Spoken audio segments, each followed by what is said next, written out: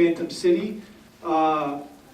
It's a Canadian film, Toronto film. It's a film within a film within a film within a film, I guess. It's a lot of film noir, hand-penciled animation. We think we've only showed a few of these through the years, like very rarely do we show these films. Well, it reminds me of a movie I watched before.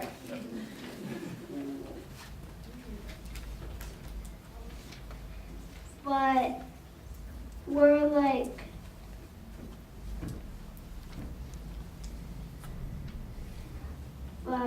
like, there's like kind of statue, well, in two different movies.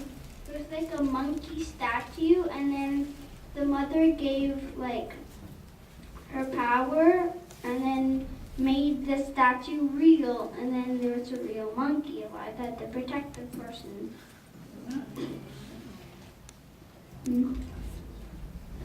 Well, it was like the lady had like a special power then that she could like make the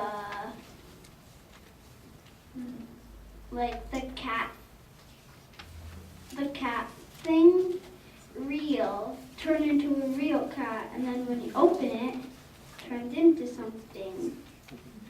That's all. That about sums it up, right? That movie? That makes sense to me. Anybody want to sum up what this movie's about? Besides that eloquent delivery by that person? That was very good. Yes, it's basically one of those movies that there's a lot of interpretation, there's a lot going on. Kind of a film noir, throwback movie to the 1950s, I guess, in a lot of ways, where it's got a lot of kind of crime and little twists and turns that are happening. A lot going on in this movie. Very experimental, I guess. Well, it's mostly black and white, but every now and then some color pops up. The cat has yellow eyes, the woman has green eyes, red lips, but then much of it looks like those NFB films with the shaky. And then when she's watching the movie, the image on the screen is not shaky. And it's just, it's visually confusing. I don't know what happened there. It was just interesting to watch, but I really don't get what happened in the film. Yeah, it's one of those films that, like, a lot happens and maybe only one or two things happen. And also the theater screen, too, is red as well. So she's watching the theater screen as well, yeah. I wanted to comment on the artistic style, because at first when there was still shots, they were shaky a bit, and I thought, okay, so they're drawing every single frame. But then halfway through, if someone was running across the screen, it was solid black, they run by it and it gets all smudged, so it looks like they're redrawing on the same paper at that point.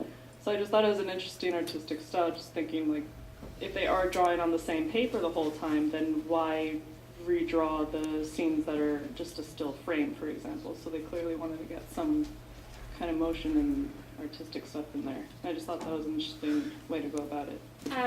What I understand, it's actually painted on glass.